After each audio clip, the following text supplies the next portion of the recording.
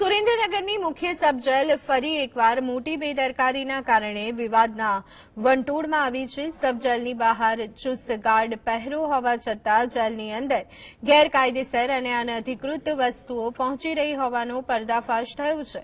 Rajkot ડીઆઈજીની team દ્વારા જેલમાં અચાનક પાડવામાં આવેલા દરોડા દરમિયાન બેરેક નંબર 3 માંથી ખુખાર કેદીઓ પાસેથી 2 નંગ મોબાઈલ ફોન, સિમ કાર્ડ અને તમાકુ સહિતની અન્ય વ્યસની ચીજવસ્તુઓ મળી આવી છે।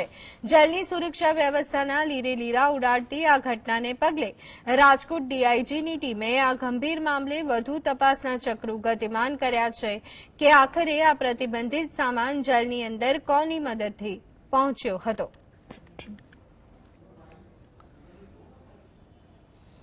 ભારતીય ન્યાય સંહિતાની કલમ નંબર 223 અને પ્રિઝન એક્ટની કલમ 243, 43 અને 45ની પેટા કલમ 12 મુજબ એક ગુનો દાખલ કરવામાં આવેલો હતો। આ ગુનાની હકીકત એવી છે કે સુરેન્દ્રનગર સબજેલ ખાતે બેરેક નંબર 2 એ આવમાં એક કેચાડા કંપનીનો કીપેડ વાળો એક મોબાઈલ મળી આવેલો હતો અને બેરેક નંબર 3 માં એક સેમસંગ કંપનીનો કીપેડ વાળો મોબાઈલ